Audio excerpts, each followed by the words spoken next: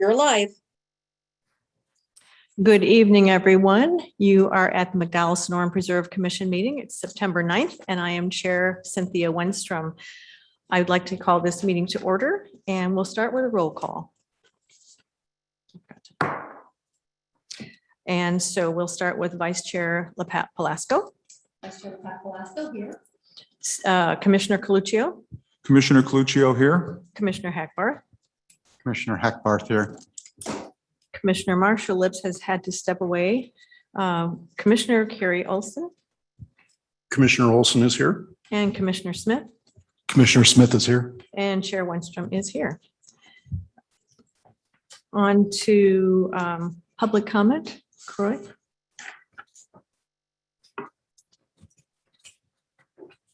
Yes, there are no specific public comments for general purposes tonight.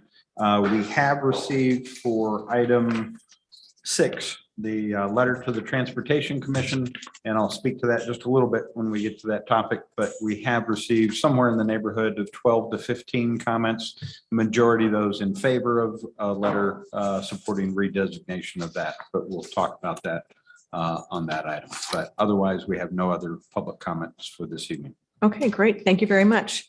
We'll move on to item number 4, which is approval of the minutes. That is from August 12th. And I'm assuming everyone has reviewed those. Are there any comments, questions, or changes? Yes, Commissioner Olson? Commissioner Olson here. There was an action item that Cynthia, Cynthia, I'll leave it at that, came up with for Croy to schedule with transportation and safety, an opportunity to meet with us to discuss the issue of gating and closing 128. I remember it was near the end of that discussion, there was a conversation about doing that. I didn't know if we were following up with that or not. I didn't see it listed in the action items here. The item on your agenda tonight has the issue of the letter, which is the first step, I think, in that process. And we'll speak to the issue of how we manage 128th Street in the future at that time. All right. Are you good with that? Is it, because it was your action item? Yes, I'm good with that. Yes, Okay. thank you. Any other changes, questions, or edits, et cetera? All right, seeing none, I will ask for a motion to accept the minutes as they are written for the August 12th meeting. Commissioner Hackbarth makes a motion to approve minutes. Thank you. And a second, please. I'll second motion. Vice Chair Pat Velasco. Thank you so much. And we will vote on that. We'll start with Vice Chair LaPat Palasco. Okay, and Commissioner Coluccio, Commissioner Coluccio approves. Commissioner Hackbar, Commissioner Olson, Commissioner Olson approves. Commissioner Smith, Commissioner Smith approves. and Chair approves. All right, we're going to move on to number 5, which is the presentation by the McDowell Sonoran Conservancy. And we have Executive Director Justin Owen with us this evening. Chair Wenstrom and Commissioners, thank you for having me here this evening. I'm excited to give you an update between plexiglass. So it is nice to see you though. As a reminder, this year is the Conservancy's 30th anniversary, and September brings some other great celebrations. In September of 1993, the Conservancy was awarded the annual Valley Forward / Honeywell Environmental Excellence Award for our education programs.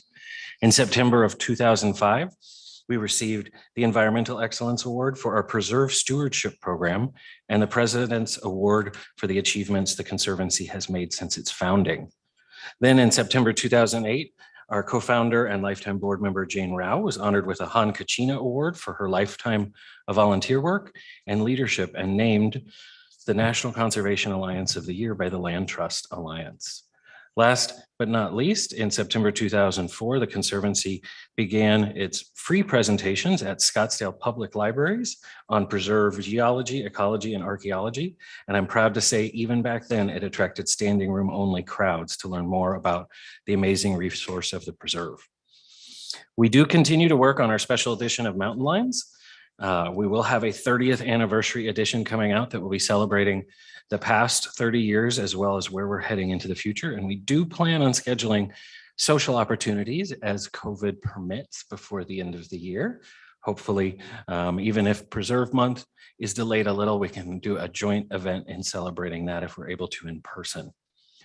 In our science program, our tortoise telemetry project continues as we add the number of tortoises that are being tagged. I'm proud to say I think we were up to 17 as of my update this morning. We now have a number of stewards trained to handle the tortoises, including 2 of our preserve commissioners. So thank you very much, commissioners. This project will help us learn more about the species and the impacts of urbanization and other stressors. I can say that the stewards and our commissioners that are working on that are working probably quadruple time right now, thanks to the circuit shortage globally right now because of COVID. We have a lack of GPS systems. So the stewards, instead of going out monthly to monitor telemetry, are going out weekly. So we're very happy that they're able to go out and do the visual monitoring. As we all know, it rained a little bit, and what we thought was a pretty good handle on our invasive non-native plants, we saw with this amazing rainfall we got this year that they grew very quickly. So we are working with city staff to agree on our priority areas and how these can best be tackled before they get out of control. So thank you to the staff for working with our team on how we can get those back under control, because they are in abundance. I haven't seen the preserve this green in my entire time in Arizona. So we are continuing to work on those. In our education program, our expedition days for 3rd graders is undergoing some changes based on feedback that we received this year. This will really help us make sure that we're allowing more teachers and students to use them. We're really focusing on interactive activities as an add-on to the models. Some of the teachers said the content was really great, but they saw the 3rd graders, if there was interactive processes, really got a lot more out of the activity. As well, we're excited to announce this year we are splitting out our 4th grade expedition days to its own curriculum. So we will be designing a specific program for 4th graders, and we're going to follow the same approach as part of our spiraling curriculum to deliver on state standards.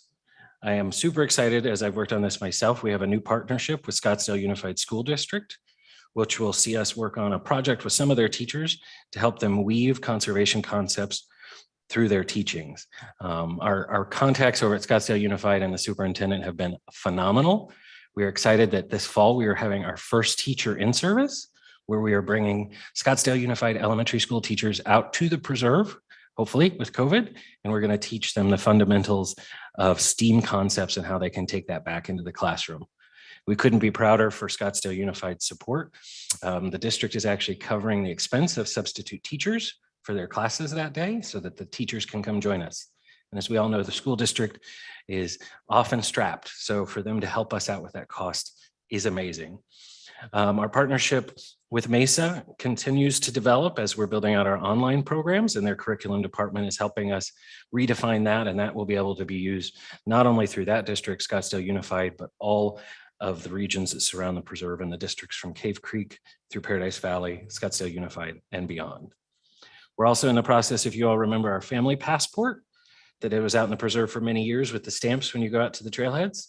We're redesigning that as a multi-generational field guide. So it won't just be a hidden or a treasure hunt type of activity like it was before, but it will be a guide that anyone, whether it be an adult learner, lifelong learner, or youth, can do to experience different parts of the preserve, but also educate them on the Sonoran Desert and things they can even do at their own home to help preserve our environment. Last but not least, in our stewardship world, I'm happy to say we have restarted our Pathfinder activities, still limited.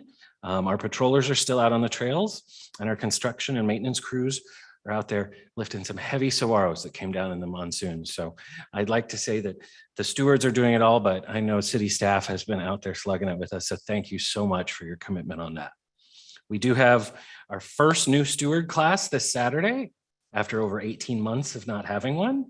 So I'll be excited to report to you next month on the 20 new folks that we have for the first time in almost 2 years. So as we bring on more projects, it'll be fun to see what they want to do. We are being conscious of COVID, and it is a hybrid model. So the morning activity will be online via Zoom, and then the afternoon will be in person, socially distanced for an abbreviated orientation in person. And then we anticipate our guided hike and bike rides and our school field trips will begin again in October, but we're prepared to delay if we need to. With that, I take any questions. Questions, commissioners, comments? Yes, Commissioner Coluccio. Thank you, Justin. Do appreciate the information. Commissioner Cluccio here. So we've missed almost 2 years worth of orientation classes. I don't know how many potential new stewards that would be, but at 20 times maybe 18 classes, or no, it wasn't that much. It was probably more like 12 or 13 classes. That's what, maybe 240 stewards that we have missed out on. Is there a plan to try to accelerate the orientations this year so as to play a little bit of catch up there? That is a great question. Thank you, Commissioner. I'm very excited to say that the Conservancy has averaged a little bit over 600 volunteers until 3 years ago when we reached 650. 2.5 years ago, we reached 700. And as we sit today, we're still over 600. So even at the 18 months that we didn't have in-person activities, we were able to keep the volunteers engaged in the preserve and through our virtual activities. So we didn't recognize a lot of attrition. So by losing probably about 75 stewards, it does not put that hole in there like you talked about if we needed 240. So we do anticipate we'll be able to regain those stewards to get back up to the numbers necessary within this year without having to add any additional classes. But if we do, we are prepared to. Thank you. Any other questions or comments? Yes, Commissioner Olson. Commissioner Olson here. Again, thank you for the presentation. I'm thinking about the rains and the invasive grasses or invasive plants. I think this is an unusual situation this year with the late rains and so much rains. But how much of what we're doing to mitigate is the Conservancy and how much is the city? And it's kind of lead back to the budgeting question. I don't remember what we budgeted for invasives or what we put in the budget. That's a future thing. But is the city coming to the party as well, or is it just the Conservancy that's doing the work? I can say we've had a great partnership the last couple of years since we started our non-native invasive removals. When I started about 4 years ago, we were still new to the removal game and the city was handling them primarily. Over the last 2 years, the stewards have become certified to handle removals, and we're actually in great conversations with staff right now on what is the best way to manage it, because the invasive non-native plant program has gotten so large that we're actually in conversations with the city about how we can have commercial providers come in and do large removals, but the Conservancy would still maintain a place in identifying the key target areas, as well as doing research techniques on the best ways to remove them. As we know right now, the industry standard of herbicides is the best for being able to remove large target areas. But as we experiment and look at different areas in our research, we can see if there are better ways to do it. It's a long answer to your question, but I can say we've got a great partnership on it right now. The stewards are out there at capacity right now doing it. And I think we're meeting tomorrow with city staff to say, this has gotten so large, how can we continue to grow that program? I'd just follow up. This is Croy, Preserve Director. We will be bringing that in a more detailed presentation for you. At this point, we've not presented specific costs to that for the long term, for the projected maintenance costs of the preserve. Historically, we've really been more focused on acquiring the land and developing the recreation access and things of that nature. But the research that we've been doing with the Conservancy is leading to projecting the long-term approaches for restoration, invasives, and things of that nature. So good question. We'll be coming to you with more detailed answers in over the next couple meetings. Excellent. Thank you. And I guess, I was just pushing to see, I don't know how bad it is. Justin has indicated it's getting fairly large. He's having a meeting with you tomorrow to discuss that it's getting somewhat out of control or something. I guess, are we in position to have city resources come to help with that, or to commercial resources, or, is there additional support available? The long-term goal it's our resources that have been, combined resources between ourselves, funding some of the research and other aspects that the Conservancy has been able to get to, matching grant or other methods of doing the research. There has been limited efforts of invasives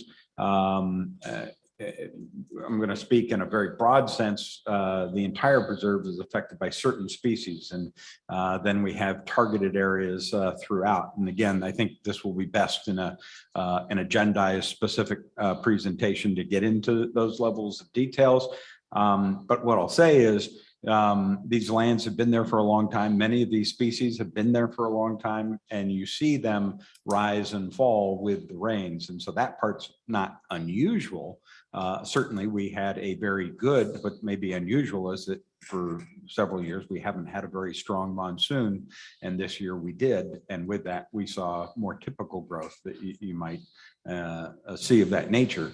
And so those are things that will come back to you. It certainly raises concerns, not just from the invasive side, but from the wildland fire and all those elements. And so we'll be bringing all those aspects back. But that's something that, again, is very cyclical, and we are prepared both to deal with it in the short term and looking at more aggressive long-term programs that we'll talk about the funding in the future. Thank you. And anything else? I would like to add congratulations, Justin, for you and your team working with the SUSD to get that partnership going. That's incredible. Just incredible. It's exciting times in the future. Very much so. Very much. Thank you. Thank you. All right, with that, just for note purposes, I do want to point out that Commissioner Lips was able to rejoin us at 5:08. So for, again, note-taking purposes, if you can add that, please. And I think with that, we'll move on to item number 6. Great. I've got a couple of slides that'll walk us through, and then Chair, you can do a little presentation on it as well.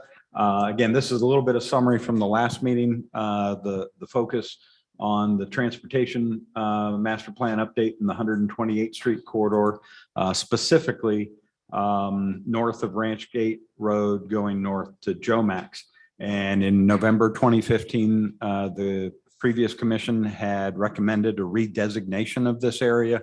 The current master plan, streets master plan, does show this as a minor collector. And the intent of the action in the past was to see if that could be redesignated to an emergency road with bike lanes or public path trail. And again, for a number of reasons, because of timing of lack of connection to Dynamite Road, right of way and the like, there were concerns about that. Again, next slide showed in 2019, there was again discussion about this as there was a potential update to the transportation plan at that time.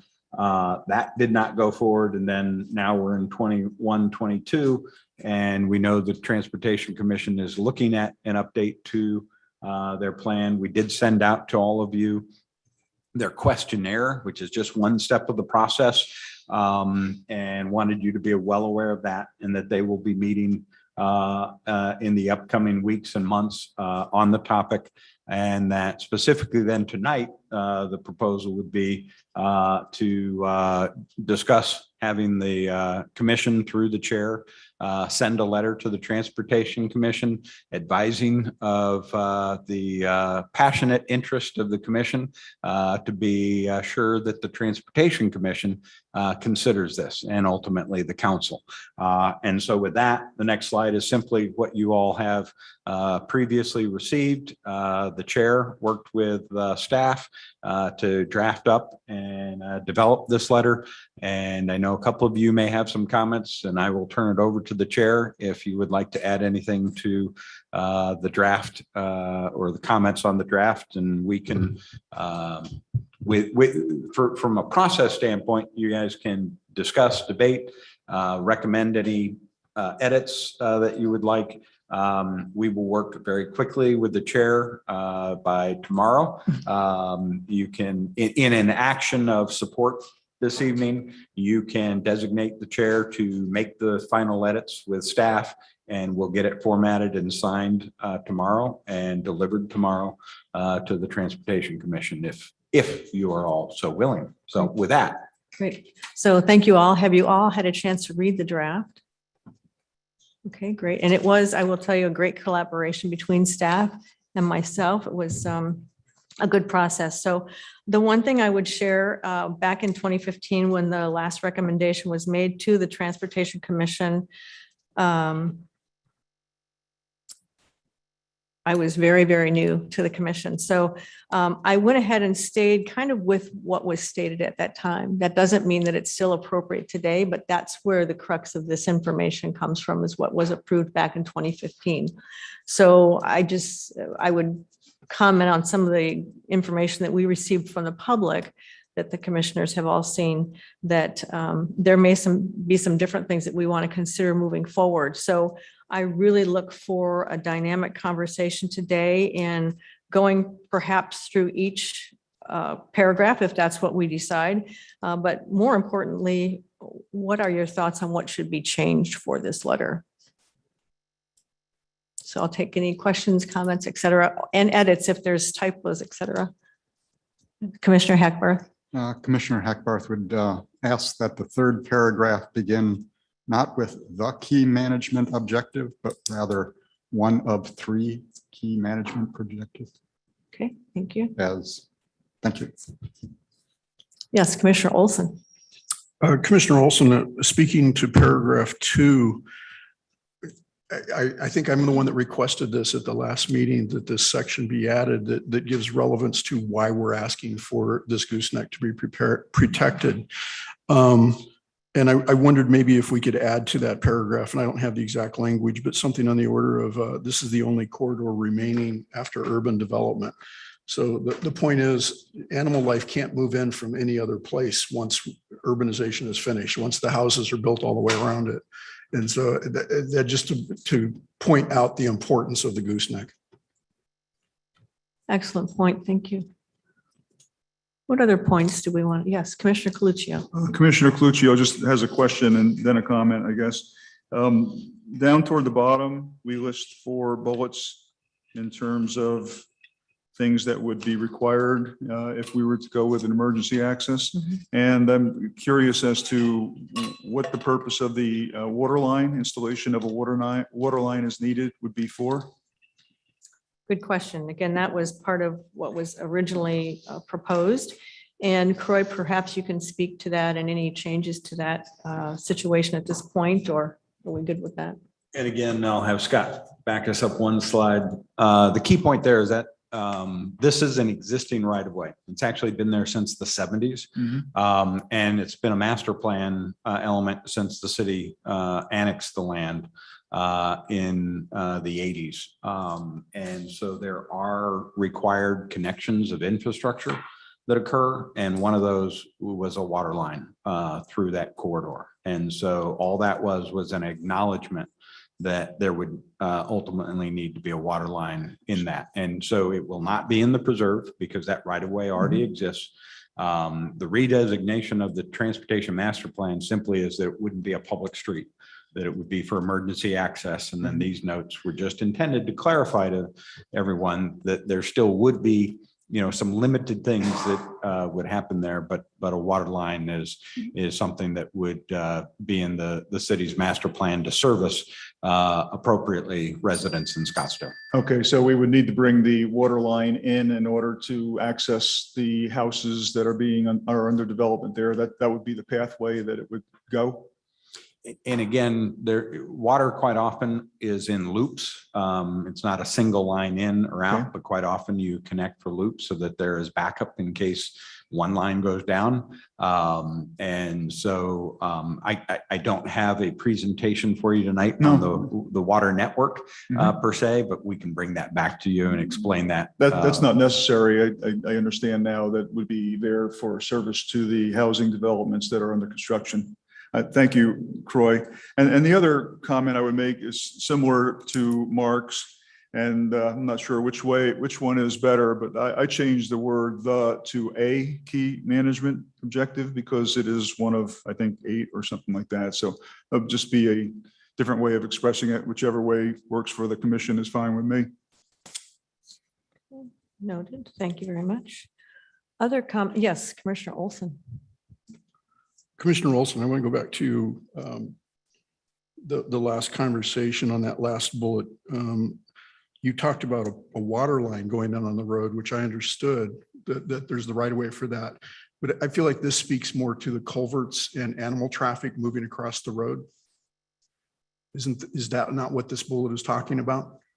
That Bullet is- 3, I believe that Commissioner Coluccio was speaking to is Oh, were you on installation bullet of 3 or water bullet lines.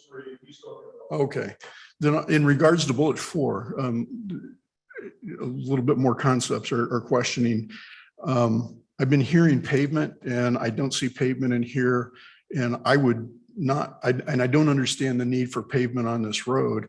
And if it's paved, I could see getting into culverts. If it's not paved and it's a dirt road, would we need culverts in that? Because if we're dealing with the animal traffic moving across, the best thing we can do is nothing and leave it open. So to be clear, I see this letter as your first statement to the Yeah. general issue. We will be bringing back a more detailed analysis and opportunity for final recommendation. The issue that you're raising, I think it's probably most appropriate to say we are going to need all-weather access, because for emergency access, the ability to run at minimum a police car or a fire truck, and that's really the problematic vehicle, is they're very large, and we cannot have them at risk of getting stuck in a wash that is not improved or something of that nature. And so that's where I'm not here to say that it has to be paved, but there does need to be an all-weather surface.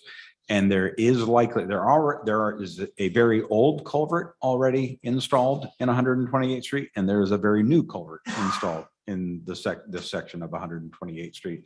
And there's probably a couple other locations where washes would suggest that we should put in culverts. Now, the culverts can be positive in that they do allow the wildlife appropriately designed. They'll allow the smaller wildlife and thing to go through. And again, we're now not if this recommendation is to be supported and ultimately approved by the council, then there wouldn't be regular traffic here. So that will be a positive to the wildlife corridors. But some of the things that previous research that we had done through Arizona Game and Fish, and again, there's been additional work that's been ongoing with the Conservancy and other partners, suggests that for some of the smaller lizards and other tortoises, things of that nature, that periodically putting in small pipes under an access way, whether it's paved or hard surface, doesn't really matter, is a valid solution. And you do certain things, I'll call it very minimal fencing or control that directs that smaller wildlife to those points to cross. So I'm not saying any of those have to be done at this point, because it's very premature in the level of design detail that we're at right now. But those are all things that were being just intended to be implied, that would be paying attention to things like that and you're right, number 4 is about things crossing under whatever the surface is for that emergency access.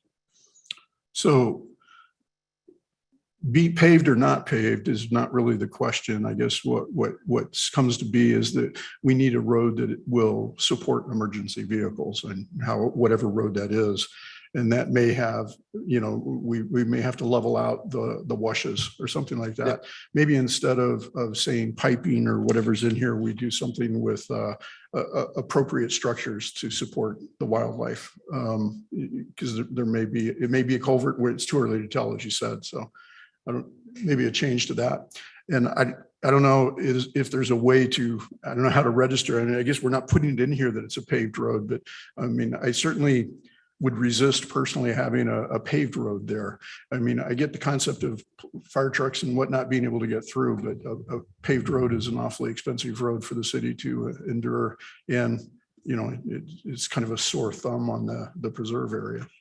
And so I would encourage right now, I think it's more appropriate. We'll bring that back. That whole issue will come back because material surfacing is gets into a lot of issues. And we mentioned cost, and there may be an upfront cost, but there also may be a long-term maintenance cost. And there's also issues that we have to comply with due to air quality and dust control and things of that. And some of those may or may not apply. I'm just saying, these are the range of issues that any circulation element has to evaluate and bring back. And we simply have not gone to that level of detail at this time. One thing I neglected to, I guess two things I neglected to mention in my start is one, we have met with both of our primary emergency services, police and fire departments in Scottsdale, and they are both supportive of providing emergency access, but not requiring public access. Now, again, I have not worked out then the details of some of these elements that we're now discussing. And so that will be important that over a period of time, we will bring that back and have more detail on that. And that's always been our intent, that we've worked these things through, whether it was in 2015 or here in 2021. We will spend more time on that and be able to give you a better sense of that. We had some, I haven't found them, we had some very rough cross sections from 2015. And so we'll pull some of those back together. We'll work with the appropriate departments that include transportation, water resources, and police and fire at a minimum to be able to bring that back. But they're supportive of a gating concept. They're supportive of emergency all-weather access. And we'll come back with ideas as to what can be best for what that actually looks like, and the widths and all those details we'll come back with. Thank you.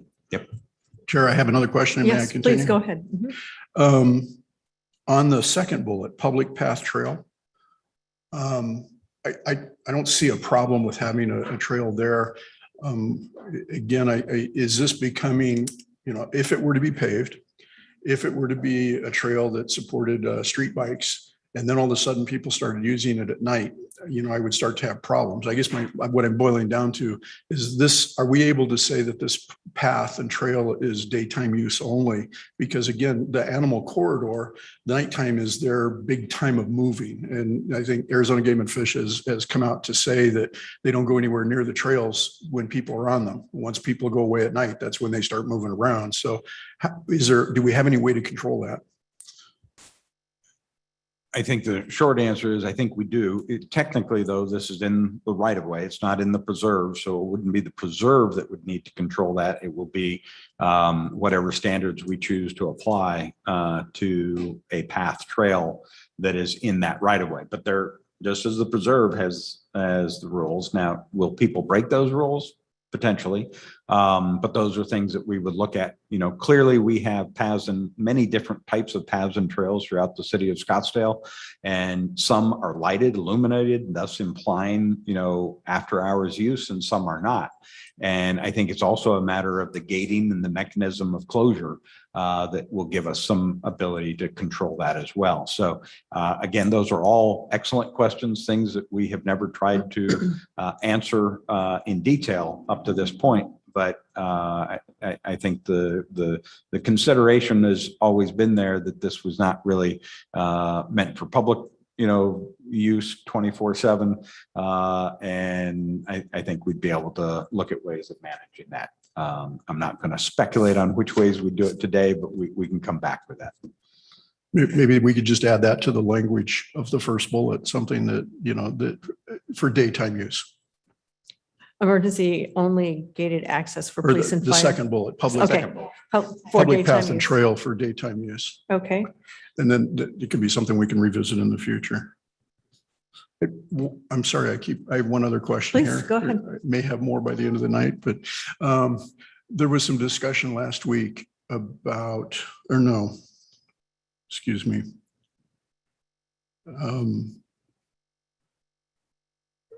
My question was in regards to, I forgot. I'm going to have to defer. Okay, So okay. give me a minute. Other comments, questions, changes? This is our opportunity to write the best letter that we would like to see going to the Transportation Commission. So I do want us to go through all this. Yes.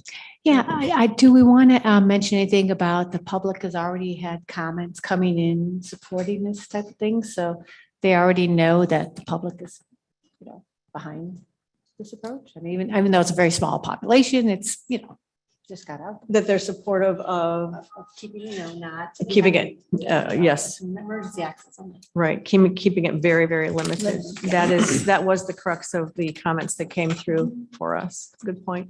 Yes, Commissioner Olson. Thank you. I did think of my question. And it is a question for Croy. Are there different types of right-of-ways and paths? I mean, I think, I don't know city laws and stuff like that, but I think in terms of zoning, every properties have all different types of zones. Do we have that same thing going on with this right-of-way? And is there some designation we can give it that is more private, secure, less public or whatever than another one, or is any right-of-way the same? Interesting question. I may need to have the lawyers come back and join on that exact question or the answer to that. I think as I said, it's an existing right of way. And it's my recollection and having looked at it is a complete all right of way. There are some times when right of ways may only be designated for a public path or a infrastructure element. This is all purpose, I guess I would call it at the moment. And I'll go back and double check that. But again, this was originally dedicated to the county when this land was in the county. And I believe my recollection, it was in the early to mid 70s. And soon after its dedication, the road itself appeared.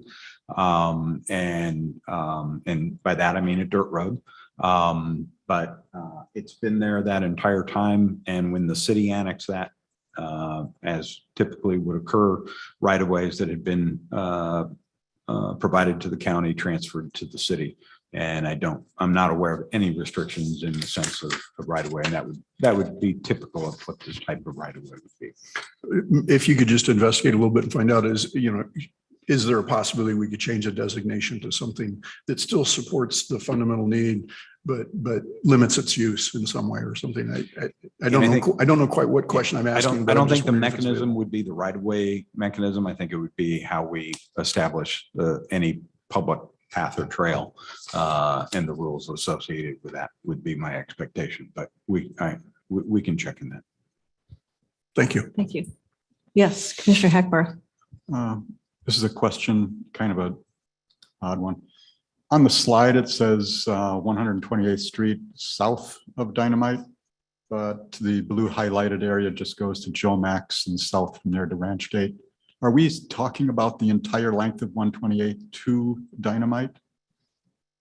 That was just a general statement of the area is south of Dynamite. But it's really that blue highlight in the middle there that is being described. We would not be able to remove any of the other portions because they provide legal access to properties. And to eliminate that as a public road would eliminate established legal access to private properties north of Joe Max. And that would get us into a whole set of remarkably expensive issues.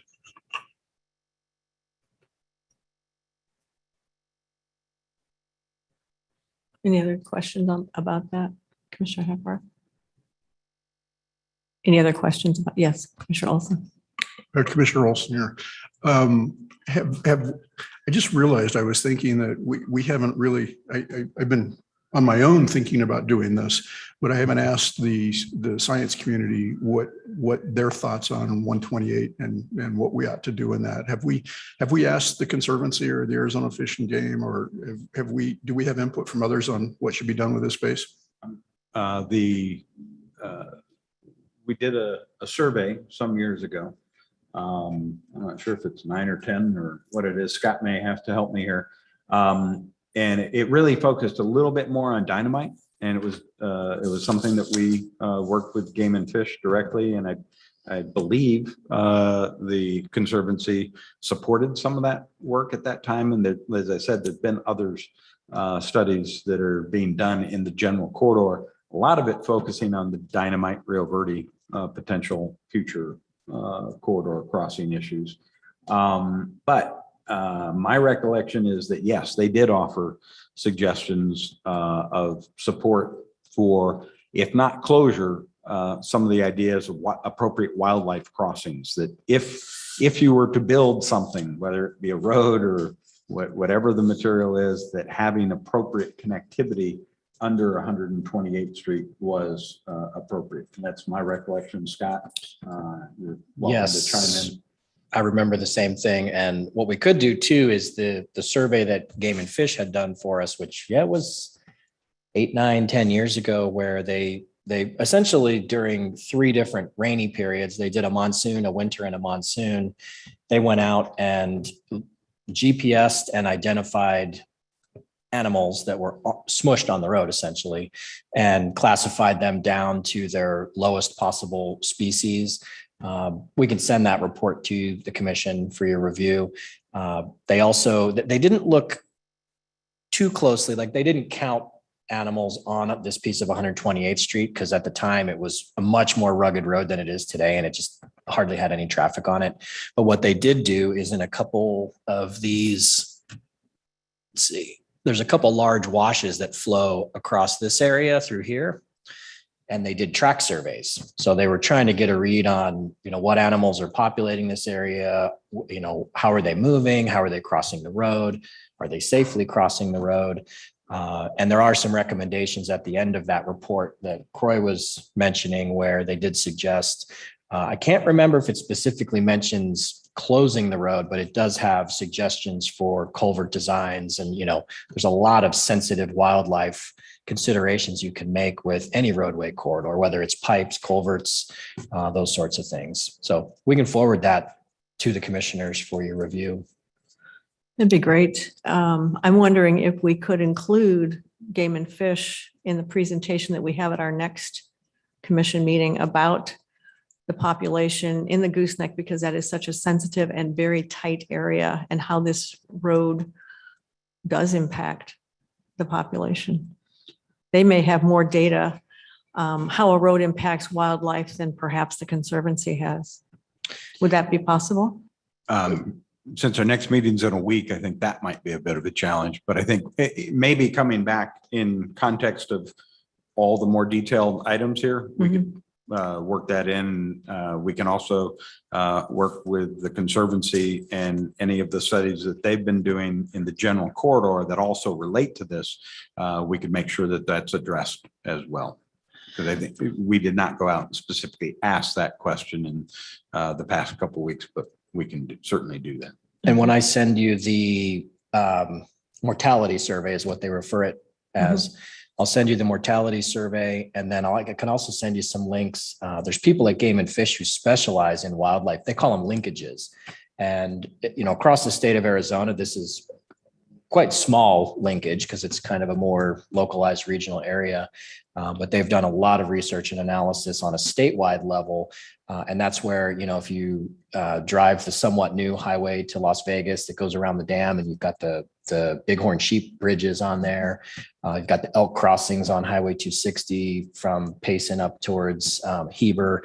A lot of those projects come out of this work that Game and Fish has done related to the importance of linkages. So they could certainly, as Croy said, we can get them at a future meeting.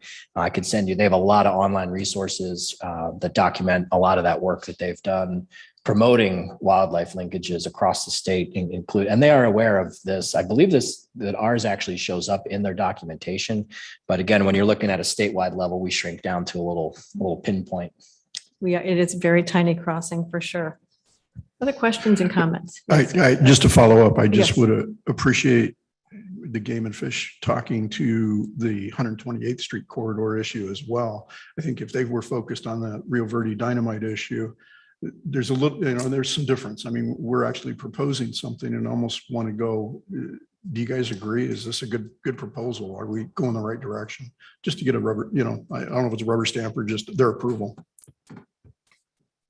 Yeah, I do believe that anecdotally in past discussions we've had from them, not in a formal standpoint, I think they've always been supportive of that concept, because I believe when we were dealing with this, and I want to go back to 2015, I think we had those general discussions, but it was not in a documented letter or anything of that sort. I don't recall us ever doing that, but I do believe that that was something that they said, yeah, they, just from the common sense approach of that, that it would make sense to support. If you didn't need a road, it'd be great to not have it. Commissioner Coluccio. Commissioner Cluccio, so I don't see anywhere in the letter where we make a recommendation as to the timing of when we recommend the closure take place. Does it make sense to put something in there? Whether it be, next year, June 30th, that kind of thing. Otherwise, potentially someone might argue that, well, we need to keep it open for the construction trucks. And what is that going to be? Another 5-8 years that, construction is going to continue to happen up in that area. We see plenty of construction related trucks coming down Ranch Gate now. So I'm just wondering why all of them wouldn't be rerouted. So once again, does it make sense to have a timing recommendation in the letter as well? I think I'm going to go to Croy on that, but I think that will come up when we have our chance to make a recommendation to the city council. We would have that kind of detail in there. But Croy.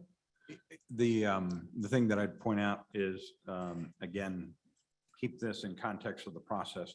This is a transportation master plans, streets plan element. And so it's not the construction document. It's not anything like that. And again, there is no proposal out there for improvement to this road, funding or anything of that nature at this point in time. And so what this is really doing is saying that the master plan for the city, for the streets in the city, instead of saying that it should be a minor collector, which implies 3 lanes and certain widths and things like that, is that it will not be a public road, rather it will be an emergency access. And so that's the importance of what this is starting in the sense of the process. You kind of need that in place first. And then once you have that, then there's the statement of what we do and how we ultimately get to that. Because just because we have many roads that are identified as being major arterials or whatever, but we don't have funding in place to go do that. So just because we have it in the plan doesn't mean that it's implemented immediately. The next question then that's pertinent to that I've not tried to present at this time, but would be perfect for coming back in more detail, is the issue that there are previously approved council actions that require the developers in this area to utilize this piece of road instead of going through other people's neighborhoods. And so we will have to go through that, backtrack through that process and see what legally is required in that. And that's really above and beyond the Preserve Commission in the sense that since it's in right of way, this speaks now to the council and the commitments that they have made. And so I'm not saying we can't come back and present that, but we'll have to work with the other aspects of that as far as expectations that other neighborhoods had when they asked for relief and the council directed that. We'll need to walk our way through that. So I'm not able to answer that in any finite detail tonight, but we can bring that back in the future. Thank you. Question for you, Croy. That recommendation that the city council made, was that 2016 or 2019? On the issue of construction access? Correct. I'd have to go back and look at it. It may have been before 19, but failing memory here, I'll have to check on exactly when that was. I looked at that and I thought that we had met that, or that the city has met that obligation. And we are done with that obligation. We'll take a look. Okay, thank you. I We'd be appreciate able to that. get back to you. Other questions and comments?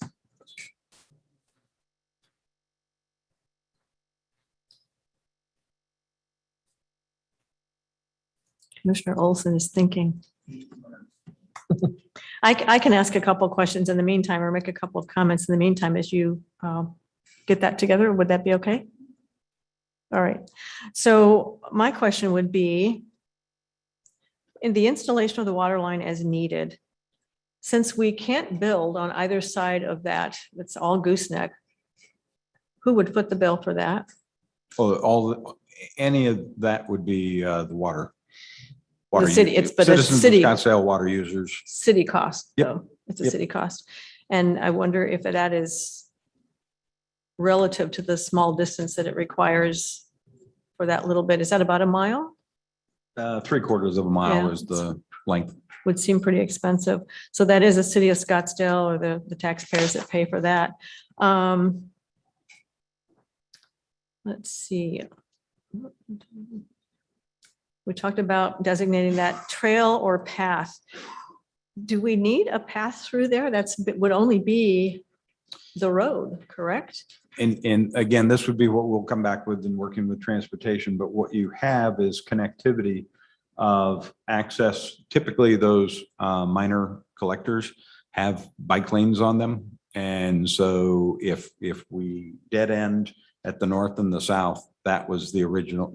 And again, I'm working off of 6 years ago, and we're happy to bring that back in that discussion. But that was kind of the interest at that time. That may have changed.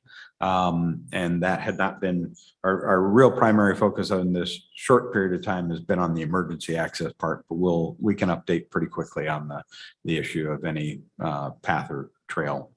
And connectivity. I'm getting a little bit into the minutia, and I know that this will come with our recommendation to the city council, but it is a concern that I see, because I know that the Conservancy has reported in the past that the animals definitely stay away from the trails when people are present.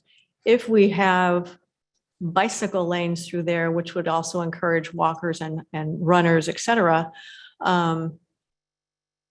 that's just more traffic to discourage the animals. And the gooseneck is so very, very thin to begin with. Further, I am concerned with how we feel, again, this is getting into the minutia, but how we would feel that we could possibly control that. It is very difficult to control access into the preserve, let alone this bit of land that has a street on both sides of it. That's a big concern that we may be opening up, actually making the gooseneck even smaller because the animals won't want to cross that road if there's traffic beyond the preserve hours. So I throw that out just as food for thought.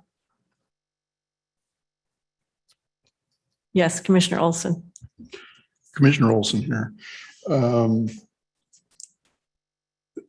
Understand, I'm listening to you talk about the process and trying to understand. So if we go through this process, we work with transportation, they make a change to the master plan, it's designated as emergency access. Do we then need to follow up with another action to deploy gates or to get the city to fund the implementation of gates? There will need to be that effort because we will have to design it and develop it and fund it. But I don't believe that it will require I think we will self-initiate on that as we go through this process. I think that will come up and we will talk about that. If you believe that that's not occurring, that would be an option before you to send something that at some later point in time, if you felt that we weren't taking care of that. But at this point in time, Would that be driven through something in your level, your staff? That once that designation was occurred, then, working through the city budget or the city planning and getting that done? Is that, you would lead that? We have both the assistant city manager and city treasurer observing tonight's meeting, and I'm sure we're not going to lose sight of Excellent. these things. But if you think we have, you will always have the ability to raise that as a commissioner comment in the future. But It just came back to Commissioner Cluccio's question on the date. the real focus on this, What our process doesn't actually get it to a gate. It just, yeah. again, a bit of a process, from a planning standpoint. This is really putting the Transportation Commission on notice your interest and passion that they address this, and that will cause many other gears to start moving over time, and we will get to that. I don't believe you need to add that to the letter at this time. I think the simpler you keep it and the more direct you tie it, to the issue at hand of removing the minor collector designation is the most important thing. And we will continue to work with you on the details as we get to a level of recommendation further down the road and get into some of those details. I think the simpler you keep it and on target to removing that designation is the most effective for dealing with a large Thank you. process. I'm just being hopeful. Thank you very much. Yes, Commissioner Coluccio. Commissioner Cluccio here. So I may be getting ahead of ourselves, but still, thinking about the city council, whether the transportation commission,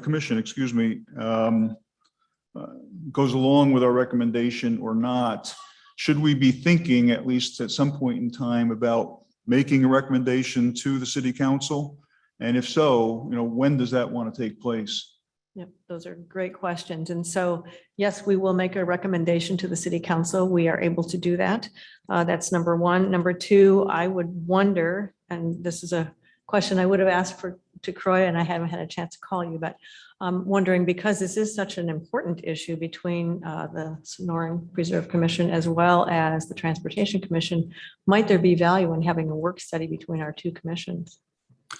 And we can certainly look at that. I don't, that's just more a matter of timing and scheduling. I don't,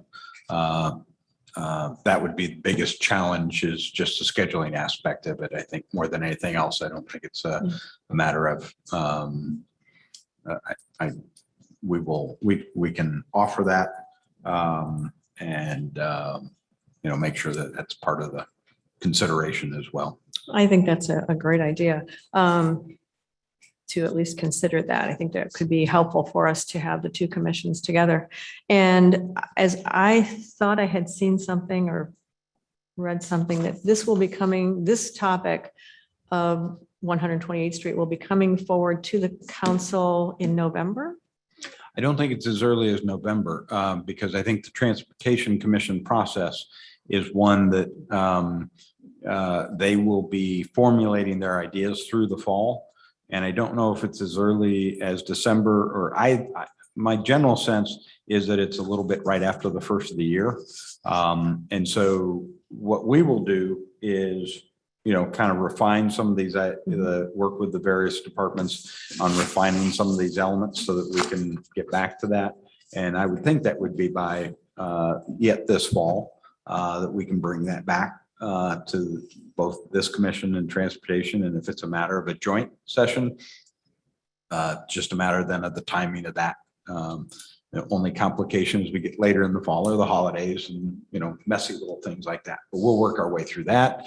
And, I would think we could have something later this fall that would be an opportunity for your review and comment. And if we can do it in a joint format, we'll seek to do that. And then I would assume it would be after that we would make a recommendation to the city council, or before. Yeah, and what I would Again, be timing. expecting is to be a recommendation that would go to the Transportation Commission and the City Council, because the Transportation Commission will be the one that will be taking the entire update of the Transportation Master Plan. They will be forwarding that to the council. And so within that, much as when we have a municipal use site plan for one of our trailheads, you've always made a recommendation, and that typically that goes to our DR board, our planning commission, and ultimately our council.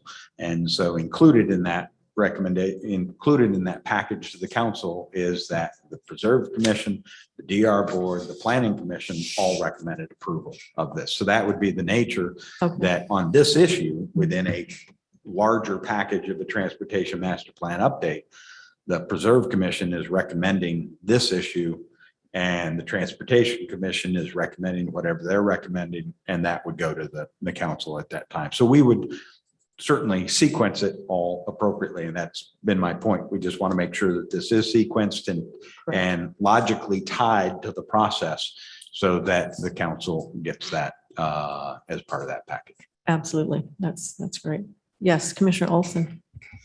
Commissioner Olson, Corey, this is just getting outside of the box and wondering, but could this right of way be moved? Does it have to be right where it is? Could we put it along the edge of the preserve or up from Rio Verde, or is there any other way we could deal with, is there another way we could deal with the situation? I'm going to say we're probably starting to get a little out of the bounds of the nature of the letter, but short answer is I think anything that would achieve the same level of connectivity would introduce a similar scar, but in a new place. And then we'd be left with this scar having to be, I mean, your main goal is you're trying to connect north to south. You're trying to connect that square mile to something to the south and not be repetitive of the 118th Street connection that already exists.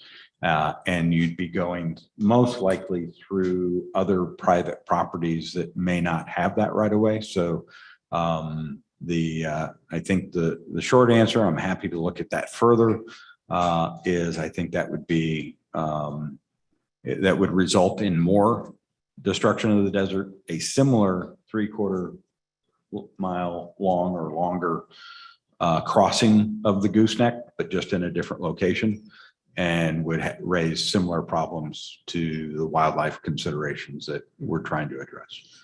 And I don't mean to be. I guess I was hoping that we could come up from Dynamite Rio Verde.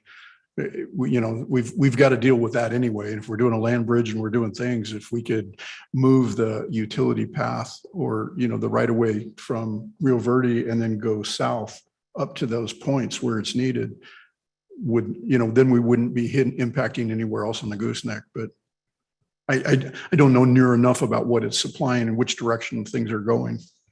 You're really trying to connect the 2 points at each end of that blue line, both for emergency services and for water.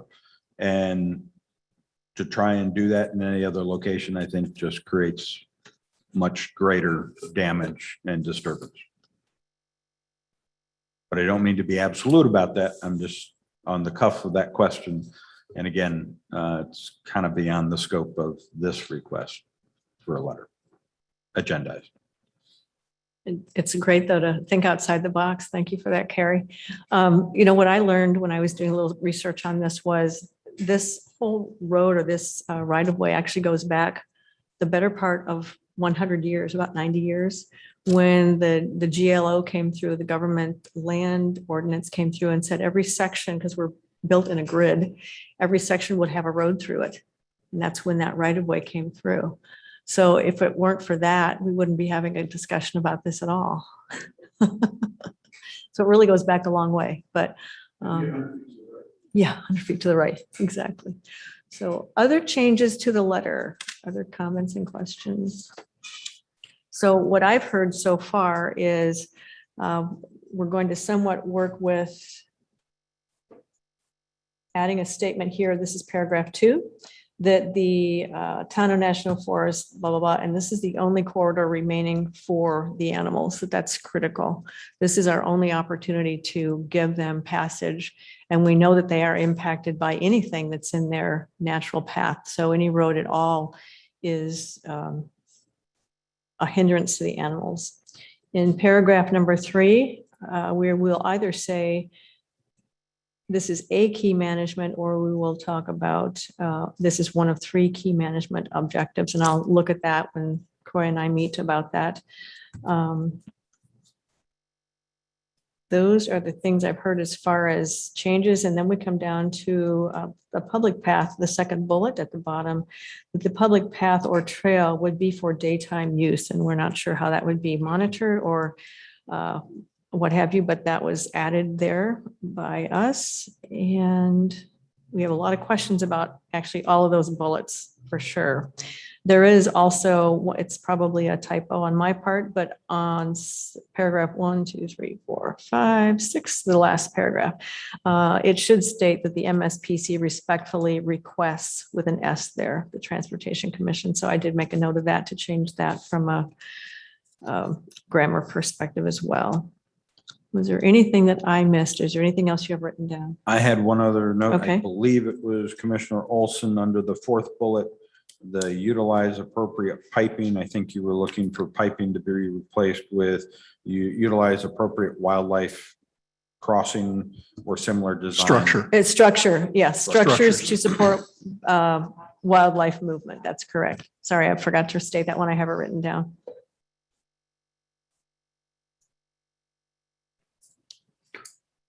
So what we're looking for at this point, unless there's more discussion, is we're looking for a motion to accept the changes that the commission has requested of this letter.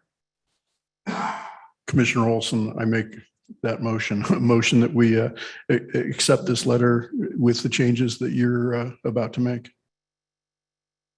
Okay, so let me make sure if we want to restate that in a motion perspective. Go ahead. Yeah.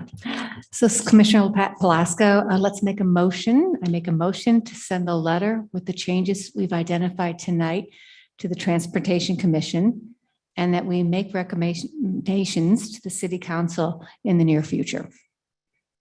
And what I might just add that you're designating the chair to make the final edits per what was just described by the chair, those, I think, 5, 6 elements to be revised, and that the chair can make those and with staff, and we will forward that to the Transportation Commission immediately. I totally agree with everything Corey said. We need to restate that. Troy, for the- So, No, for the that- record. so do I need to We can pick restate that it? up. That We can if pick you that up. accept that, I accept that, Corey. All right. So with everything that was just stated, I'm looking now for a second, please. Commissioner Olson, I second the motion. All right, so we have the motion by Vice Chair LaPat Palaska, and we have a second by Commissioner Olson. Good.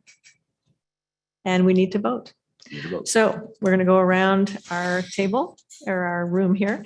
And so we have a motion and a second. So I'm looking for your opinions, and we'll start voting with Vice Chair LaPat Palasko. Vice Chair LaPat Palasko votes yes. And Commissioner Coluccio, Commissioner Cluccio votes yes. Commissioner Hackbar, Commissioner Hackbarth votes yes. Commissioner Lips, Commissioner Lips votes yes. Commissioner Olson, Commissioner Olson votes yes. Commissioner Smith, Commissioner Smith votes yes. and the chair votes yes. We have completely agreed upon that. Thank you very much. With that, we will go to item number 7, land acquisition history, process, and summary. okay. At the last meeting, there was a question about land acquisition. I'm going to go through this pretty quickly. This is some just summary history. Next slide. This is a series of slides that show land acquisition as it has occurred, and we just go from 1994 to 1999, and you see the blue will start showing up a little bit more, and then we go to 2004 and to 2009, and then 2009, and then we get to 14. And this was when we really started adding the state land. So the 2009 was really a lot of the private land acquisition period. And then the 2014, and then followed by 2016, fairly modest change. But that was really, a lot of that was the state land acquisitions, and except for a couple very minor, since that point in time, that brought us up to that 30,580 plus or minus acres that we sit at today. And the next slide just is a very quick summarization that we have 2 taxes that provide the funding for everything that we do. The one in 1995, which was a 0.2%, and that is for land acquisition only. No other improvements can be done through that. And then in 2004, we had the additional 0.15% that was approved that allowed for both land acquisition and improvements. Both taxes require the land acquisition to be within what is known as the recommended study boundary. And to allow other uses of the fund outside of the boundary would require going back to a vote And that gets into a lot of complicated legal issues that we've explored for other reasons in the past few years. And so it really is a challenge to think about anything outside the boundaries with the existing taxes. Now, those taxes are, so the first one in particular is essentially spoken for. And so really, if we're looking at additional areas of land, it would probably be best just to look at a new funding source. Would probably be the least complicated way of getting there. So the next slide, then this just shows where we're at today.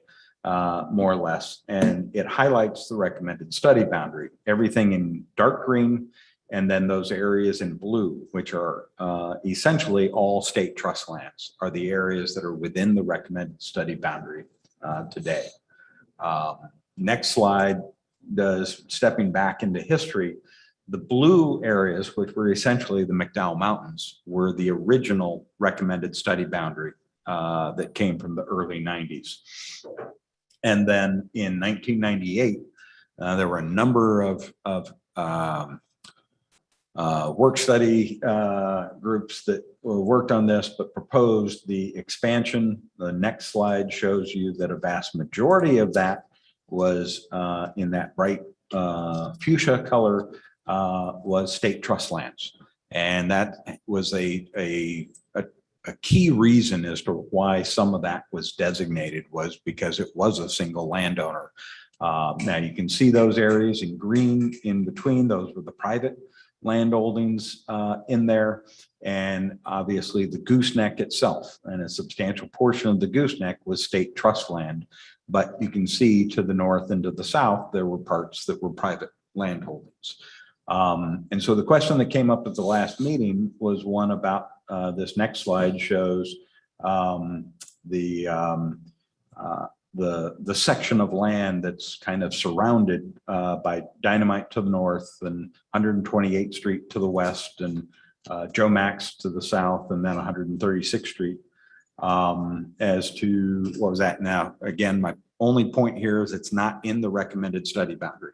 And it was very much a understood decision. I was not in those meetings, but Scott and I can, I guess, relate stories of things that went on at that time, that there was a lot of debate about where to do this. And a lot of this was strategic as to how you would get a second vote to be approved.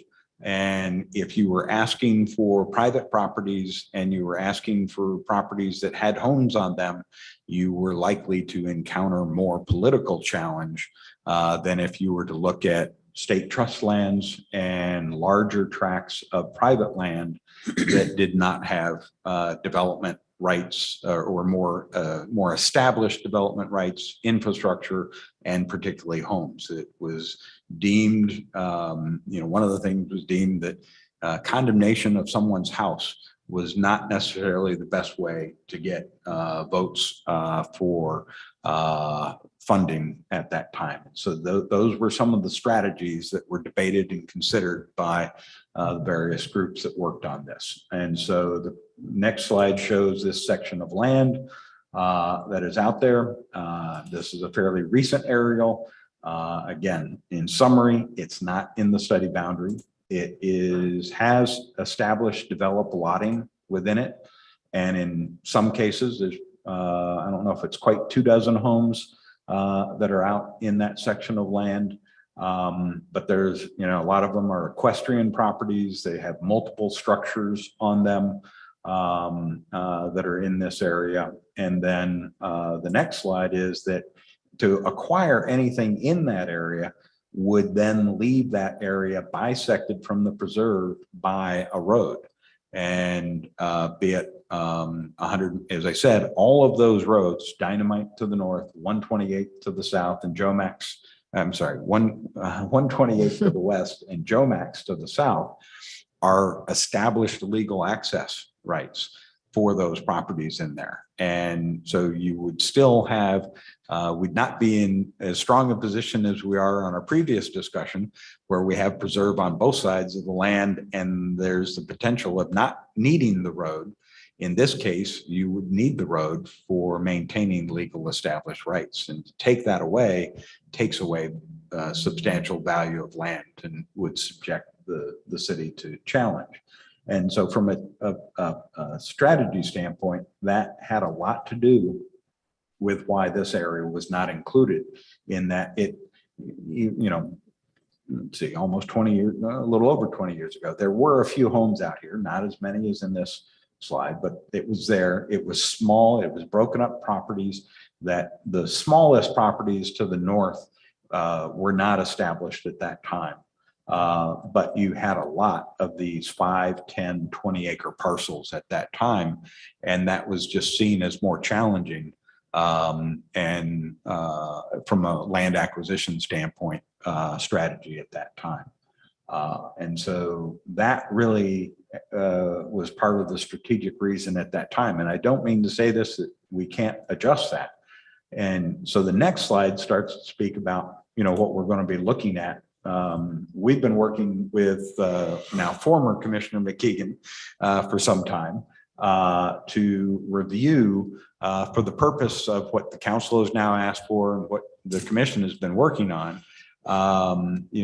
What are our priority desires for the remaining funds or any future funding option and the areas, whether in the recommended study boundary or out, but evaluating those lands and coming back with approaches. And so much as we've had a trails team, the goal has been with some other citizens, but 2 to 3 commissioners and staff, we would work to evaluate. And the next slide shows some of the process some of the things that we would look at. These are the remaining lands, they said, within the recommended study boundary that are still owned by the State Land Department. And thus the existing funds could be used without question on. And those circles with numbers are past commission efforts to prioritize. And some of those have been acquired. And we're not going to dwell on this today, but the process would be, how would we go through and revise any prioritization of these areas? And then the next slides start to show that the past commissions going back 15 years or so put together some various assessment methodologies, and we came up with prioritizations that you can see the map on the left side was a 2010 priority map, and fortunately we were successful in acquiring all those. And then the next maps show how they had gone through identifying intrinsic values or relative land values. And we can come back and describe all those different things, but they went through a system of identifying different ways of valuing the land to set priorities. And then the next slide here shows that, so we talked about, you can look at topography, you can look at biotic habitat, the zoning developability and land value. And that's going to be a key one in this area. The next slide highlights some of these, the topography. The next slide will show us the drainage corridors. I think we've got biotic. Oh, this is the one that shows the zoning and land value in that area that is circled, and then the inset map identifies the zoning case that was done on this property. And so this is part of the trade, so to speak, that we did with the state land, that the lands that we have acquired were designated as suitable for conservation. The lands that were left behind in the blue and thus in that zoning map were deemed to be the most valuable, most developable. And so we will not be buying land if we seek to in the blue areas for the anywhere from 10 to 20,000 an acre that we acquired it when we last had the State Land Department. We can bring them back in the near future. They have expectations of a minimum of $300,000 to $400,000 an acre. And so it will be a much different expectation because of the establishment, the access to Pima Road, Scottsdale Road, Dynamite, the accessibility to infrastructure is all much different than the lands that we acquired over the past 10 years. And so that would greatly affect the value. Other things that would be any other ideas the commissioners would have would all be elements that can be researched and included. But that's really the process that we're talking about coming forward with here over the next few weeks, and being able to update you and answer questions and start to establish some various opportunities. So I know I covered a lot, both historically and a little bit about the question of the last week and where we're going, but I thought it was a great opportunity to tie those together. And if you have any other questions, happy to answer them now, but we will be bringing this back in the not too distant future to talk about that in much greater detail. Commissioners, questions on this presentation? Okay, I would just say that the purpose of bringing this up at the last meeting on August 12th was simply trying to give us more opportunity for the animals to flourish in the very, very narrow sliver of the gooseneck, and hopefully to minimize the building. So it is a very, maybe an odd question, but it was really important to pursue that because we are so limited on what we can do to assist the animals in that migration between the north and the south and vice versa. So that was the purpose for asking the question. I do understand it would be very fragmented. It's just that it would also stop building. So there was never a desire to condemn anyone's home or change roads, et cetera. It was just to minimize the impact in that regard. A lot of what happens with the small segment, the 3/4 mile segment of 128th, will help us understand how we will be supporting the animals in this situation. So that all tied together to 128th Street. So I appreciate you researching that and reporting out. But I would take any other questions that you might have. Commissioner Olson? I would reiterate, thank you for the presentation. That helps me significantly to see the one map showing all of the lot lines in that area and seeing that it's already been laid out and developed land with streets and cul-de-sacs and everything else. And I hadn't appreciated that when I made my comments earlier. My question is regarding you said in 1998, the RSB, is that correctly? Recommend. Was amended. In 95, there was the first vote. Was the amendment not effective until the next vote, and the vote made the amendment changes active? What made those amendment? How was that amended? There were a series of votes, and I can bring back a slide that shows those that expanded, that went back and did allow that. I don't need you to bring back a slide. Did that go back? Did that amendment have to go to public vote? Yes. Okay, Yes. that's my question. Yep. Yeah.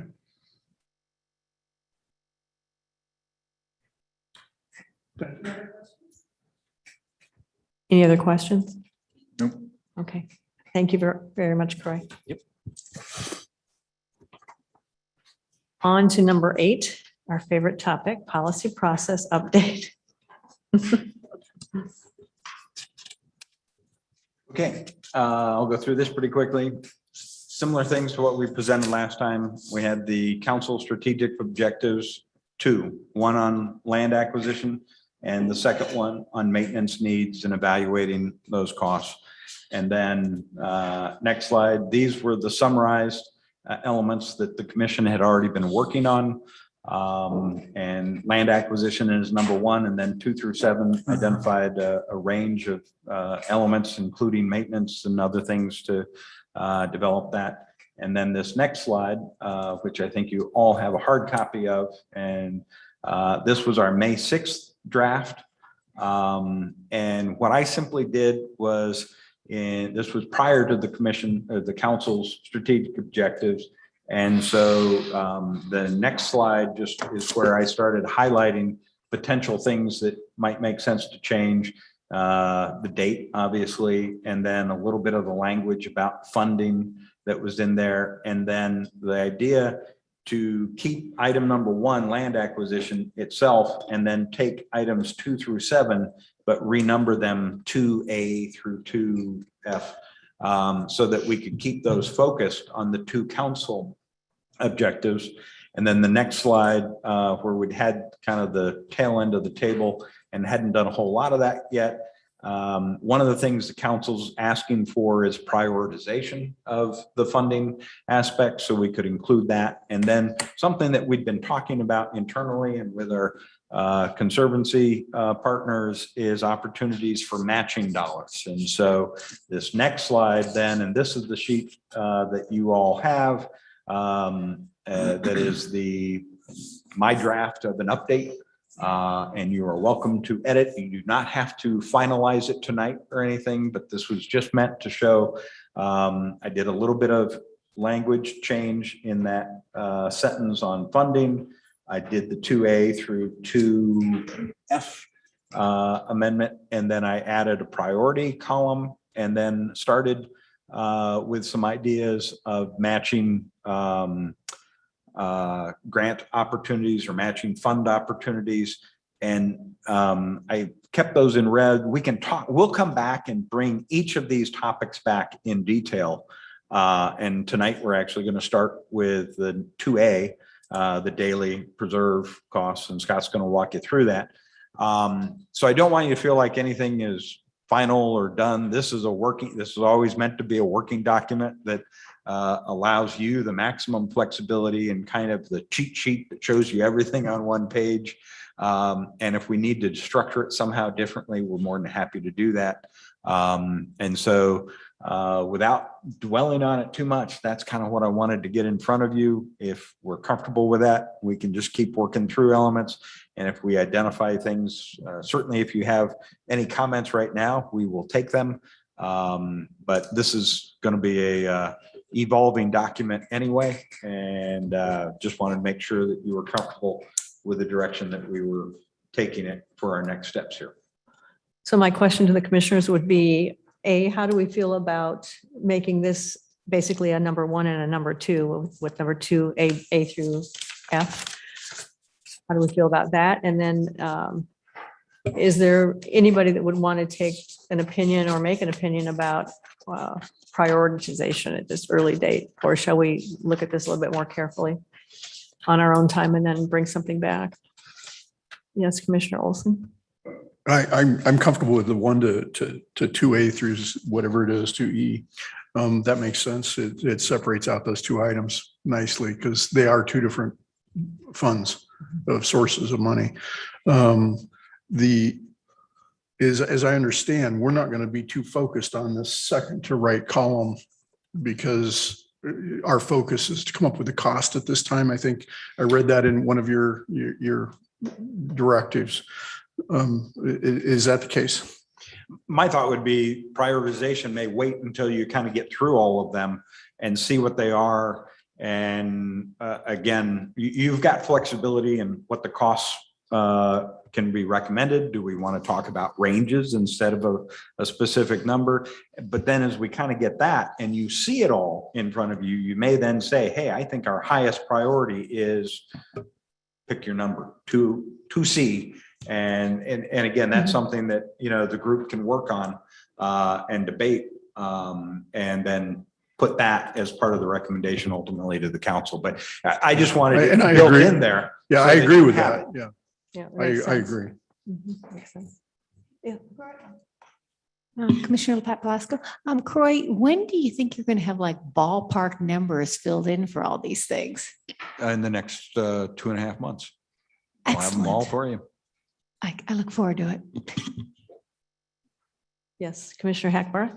Yeah, Commissioner Hackbarth, as long as I would have an opportunity to express my opinion, I would say cultural resource master plan should be right up there. And going with that, I would note that the state Parks and Trails and the State Historic Preservation Office have ongoing grant applications starting up, I believe, this month. So is there someone in the city that is actively writing a grant proposal at this time? Haven't started writing yet, but I would talk to him last week about the opportunities and the particular project that I inquired about. And because there's some historic preservation opportunities. There's also some just heritage trail grant opportunities. was particularly thinking about the plans for an interpretive trail in the Browns Ranch site. Could be a perfect project that we could utilize that funding. So I kind of pitched it to the grant staff over there, just in 60,000 foot, and they loved the idea. And what I found very interesting was it's a rolling program. There's no specific deadline that you have to submit by. So as we get deeper into that, this winter into the spring, and starting to put those ideas together, they said absolutely they'd want to entertain an application from us. Thank you. Other questions? Questions? Okay. I do have one question on 2F, just for my clarity. Trailhead and trails master plans, evaluate the plans and update costs, funding, et cetera. What are the remaining projects? Because I thought on trails we were built out. We're pretty darn close. And that will be something that we will bring back in the more detail. And that also, we were going to be using kind of a similar working group type approach to bring that back. And so that would be one of the October meetings that will roll with that. Thank you. Any other questions or comments on this item on our agenda? Which I've completely lost track of. It's under the papers here. All right, I think we can move on from that. Yeah, to the staff report. Want to jump in line? Here it is.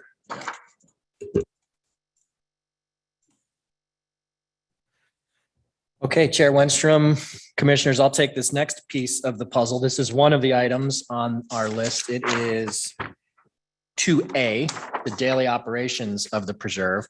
And we presented similar to this almost a year ago. It was October of last year.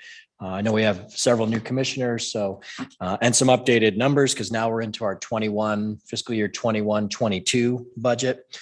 So this next slide, this is the maintenance and operations budget for the preserve. It's broken out into three primary categories. That top part, the direct costs, is broken out into three sections, which is our personnel, pretty self-explanatory there. And then the contractual services section, this is in essence, anytime we're hiring somebody to do something for us, whether it's trail maintenance or printing of the maps or hauling water to Fracefield, Granite Mountain, and Tom's Thumb. We even have the items in there of the annual aerial wildlife survey that we do with Arizona Game and Fish, our transcription services for meetings such as this one, the background screening of new stewards, and then jumping down into the commodities section, that's in essence anytime we're buying a product. The ag and hort section, that's the acquisition of chemicals that we use, the herbicides for the treatment of invasive plants, of course, our office supplies, small tools, things like that. And then that next section down, the admin and facilities, I have a slide coming up that will break that $132,000 number down. And then the community services admin, that's in essence the support of our staff. I know many of you have met and certainly gotten emails from Ruth and the support staff that we have in the office that helps us with the management of the preserve. And then that next one, the indirect costs at 10.4%, that's kind of an across the board number that we use for all of the city expenses. That would be covering things like, support from the city attorney's office and the purchasing department and various things like that. So breaking down this number further, we're still wrapping up the numbers from fiscal year 2021. So I kept with the 1920 example. Our facilities management is pretty consistent with the one change obviously coming up with the addition of the Pima Dynamite Trailhead will be an add to these. But from 1920, the actual cost for facilities was $141,000. So I broke them out here in hierarchy from high to low. You can see we spend most of that fund on the custodial services and then working our way down through the repair of the entrance and exit gates of the preserve, plumbing, that's fixing any leaks we have. We do get on occasion clogs in the lines at the various trailheads, electrical issues, management of our doors and our locks. We have AEDs at several of the trailheads. Once you have an AED, you have to do a monthly check on it where the crew has to go out and actually pull it out, certify it, make sure that it's still, the battery is good and everything, all the equipment is there. And then moving down through HVAC and roof maintenance and some of those smaller items. This next slide is going to break out the custodial services. And this, there was interest in this topic because, you know, that 90,000, that's a significant number. When we think about it on terms of our home budgets, that's quite a large number, but what you'll see in these coming slides, when you put it in the context of the preserve, it's a pretty reasonable number when you consider what we do for that amount of money. So breaking that 89 down, we have 6 trailheads with restrooms now. Of course, Pima Dynamite will be an add to this, but of the 6 we currently have, that's 42 stalls. So that includes all the toilets, all the urinals. We've got 2,500 square feet of space. So, you know, the mopping of the floors, things like that. You got to factor in also the driving distance. If you just take our farthest apart trailheads that have restrooms, Fracefield and Lost Dog, driving straight from one to the other is 36 miles. During part of the year, we maintain the restrooms twice a day, and the other part we do it once a day. So they're either doing that route through all of those 6 trailheads one time per day, or during the busier time, they're doing it twice a day. So there's a lot of drive time, a lot of travel time spent. These numbers also include all of the cleaning supplies, toilet paper, hand soap, you know, the tool, the mops and the mop buckets and everything that they use. Really, the only thing we provide is a mop sink that where the water comes out, and the custodians provide everything else.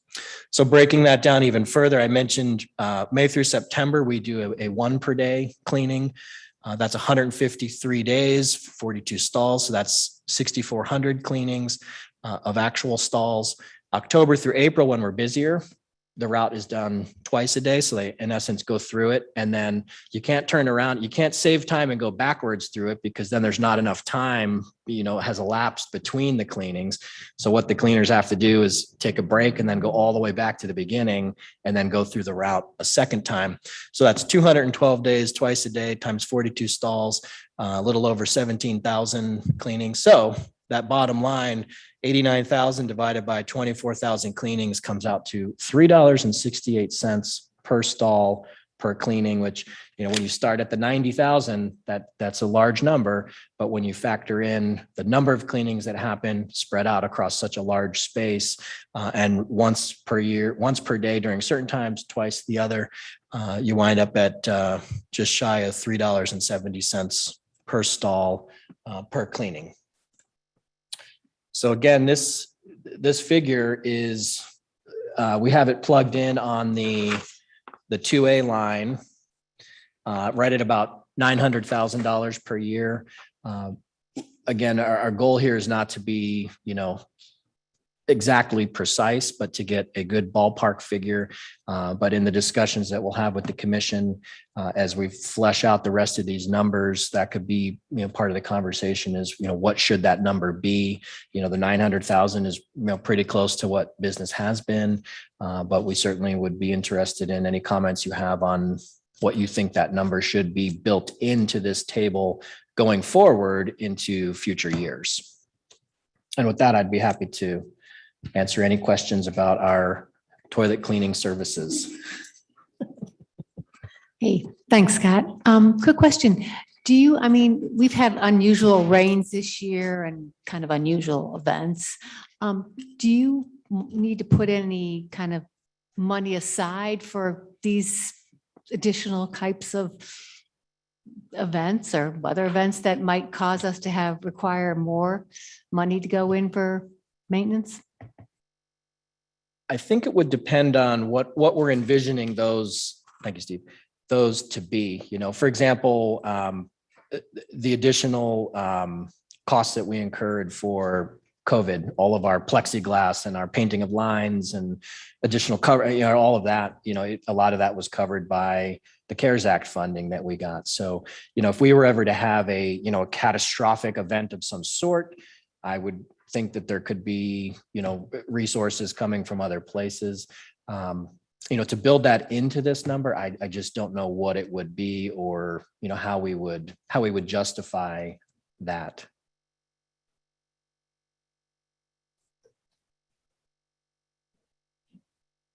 Well, my question is, should we be rounding up because? Can you we turn- changed- Can you speak in the microphone? Oh, Commissioner Lips? Shouldn't we be rounding up in some way? Like if it's $3.60 a stall cleaning, round it up to, I'm just guessing like $4 or something. So that if you change contractors or something like that where the costs go up, this is, I guess, pretty much follows what we were just talking about. You know, and I want to be clear that this was presenting you factual information of what has occurred in the past. As Right. we continue to work on the worksheet, there's some different approaches that we can take. And so, you know, we'd put 900,000 in there, but we can adjust that number. We can make it a range. We can do that. I think you want to be careful. Is the goal of the worksheet to cover everything, every possible thing that you can't imagine, or is it to really make sure that we cover the minimum things? And that in the case of, and this may be a bad example in some ways, but let's say right now we've built out all the trailheads or are about to be done with those and trail. If we were to come up with a new idea, whatever that might be, I wouldn't say this effort should try and anticipate that. I think that would be a separate request to the general fund and a bond process, capital project process. The issues of maintenance, of daily maintenance, of taking care of the toilet paper and the things of that nature, we're going to be able to cost average those and make certain assumptions based on the number of toilets. And in the sense, depending upon what the funding mechanism is, we may or may not need to account for some type of CPI or other things like that. But I think the goal right now is to identify what that approximate good estimate of a cost is. And we can project in for having whatever, we've got 8 new stalls at the upcoming trailhead. We'll add that in. We can build that in, make sure that's all anticipated. So I think that's the immediate effort. And then as we get all of this together, we can have that broader strategic discussion of, do we need to account for anything else? I think you want to be careful that you don't go asking for too much because you're going to be asking citizens for their tax dollars, and you're going to want to be practical in what you want to ask them to potentially tax themselves for in some manner. So that would be, we're trying to be very accurate within as best we can be. And then there'll be an opportunity for that continued debate as we keep going forward. Another question, has the increase in usage in the preserve during the past year or two with COVID, do you expect that to maintain itself, and is that affecting anything like toilet cleaning, basically, in terms of, do they have to, right now they're only coming in once a day and then they'll start coming in twice a day. Is that going to be adequate for the number of people that are coming into the preserve? We're already seeing some tapering, but I'll let Scott to speak to that. We do project, out that there, with the additional trailhead coming and things like that, that yes, there'll continue to be some level of increase. But it's, some places have seen remarkable increases that we saw a 30 to 40% increase. Some saw a 300% increase. We did not get anywhere near that. And I think part of that is because there's a lot of other options in the valley, that we weren't the only show in town, so to speak. And I think that the continued development of those other areas and other county regional parks or elements in Mesa or elements in the White Tanks or things like that are all opportunities that we continue to watch and support, so that the valley has a wide range of choices and not just the preserve. Okay, thank you. Commissioner Olson? Commissioner Olson, let's see, I was going to ask if there was a difference in price for the women's stall versus the men's stall, but I don't think that's necessary. My question, a couple of questions, but on the detail, the facility cost, you come up to 141, and that's based on 2019-20 actuals. Yet the projection for this upcoming or for this year is 132.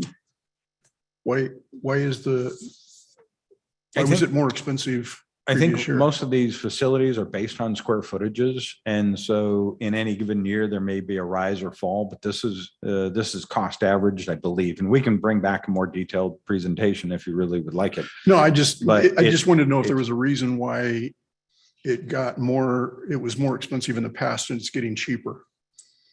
Well, I think the projection would have been about 130,000 and we actually spent a little bit more that year is what I think the difference was because it was 130, 132 or something of that nature. And we actually spent 141. So Okay. I think what you see is in some years, you're going to be a little above it. In some years, you're going to be a little below it. And facilities will track all of the contracts and the things, and they make adjustments. Some of that is a budgeted item versus the actual expenditure. And so in the budgeting exercise, which I'm not the expert on, there are others that are in this room, but we can bring that back. So there is some difference in that. And we're just showing you examples of where these actually come from. Which that leads into my second question is you've been doing this for years, so you should have this down pretty pat, but I would assume your projections historically versus actuals are pretty aligned. Have we reviewed those? I've not gone back. I don't think any of us have gone back and looked at that specifically to the preserve. We can do some exploration of that. It gets challenging because we've been growing and we haven't been a static aspect. And so you really have to go back and look at when things came online, when you added numbers, and then sometimes it's not as much year over year, it's actual versus plan. Yeah. That I'm interested in because you're giving plan projections, and I'm assuming that we can make that those are going to be fairly accurate. And that's what I was just looking to see if there was reinforcement for. So just to see if we had like 2020, for example, what we planned and what were the actuals and how close were we? That's what you're asking Yeah. for. Yeah. Is that something that you can bring to us? in effect, that's some of This. That's some of what we're showing. And I guess the question is, are there particular aspects or elements we're happy to go research that and bring that up? Like I said, it does get complicated going too far into our past because of We only the need a logarithmic couple growth. years. Yeah. Yeah, I don't think we want to go too far to the past. It's really just comparing what we thought would happen versus what actually we paid for. And maybe understanding what those differences might be, and maybe they're quite close. Are there particular elements specific to the? Just the $900,000 budget and, the line items, how you planned them and how they actually came out. And just to confirm that confirms this is a good plan. And we've had our financial folks within the department participating in this, making sure that we're accounting for everything, so to speak. So I'm sure. but we'll take a look and see what we have in that way of lining that up for you. Thank you. Good question. Thank you. Commissioner Coluccio? Yeah, Commissioner Cluccio. Scott, would you mind going back to the previous slide? So I guess my first question is, how did we determine, or what's the basis for the determination that we need 2 visits a day during the high season rather than just 1? Is there some history to that? Yes, Commissioner Coluccio, there is. And, if you take places like the Gateway is probably the biggest example, on a busy Saturday morning or any day of the week there during the high season, you could put several hundred, if not 1,000 people through there in a day. Mhm. And the goal is always, and how I said, we have them do the route and then go back to the beginning. They can't backtrack because we want space between those. Because, if they show up at, just for argument's sake, if it was, 8 o'clock and 11 o'clock, there could be, or noonish, there could be a lot of people through there in between those times. And if it got cleaned at noon, now you have all that afternoon use that your 8 o'clock cleaning and the next morning is taken care of. And then you crank hundreds and hundreds of people through there between 8 and noon. You're cleaning it again to make sure that it's the condition of the restrooms can decline quickly after you have that number of people through there. So we're comfortable with that number, at least Yes. for the major trailheads. And we started off years ago with just one per day. And it became apparent to us that at the facilities, especially during the busy time, that we needed to add a second cleaning Okay. just to keep them up to people don't like non-clean restrooms. Sure, understood. And I think what I heard commentary that would say that we wouldn't necessarily take the $3.68 per stall per cleaning and apply that to the additional 8 stalls at Pima Dynamite, and that would be the new number for 2021-22. I mean, that's not the process that we're looking at here, is it? I think you're talking about building it from the ground up as opposed to that kind of a top-down look at it. Yeah, the intent is that whenever we add things, that gets added into our facilities database. And again, it's based upon not just the number of toilets itself, but I mean, some of the custodial work is on that, but it's also the square footage of the buildings and other elements and facilities itself, and taking care of gates. We're adding 2 gates at that trailhead instead of 1, even though one's already been there. But comparatively, all those things get added into those cost estimations. So Okay. it does build up. Okay, and then would you mind going back to the original slide? That one right there is fine, I think. A couple questions. So how many full and part-time staff do we have? We have a total FTE, full-time employees, of 4.85.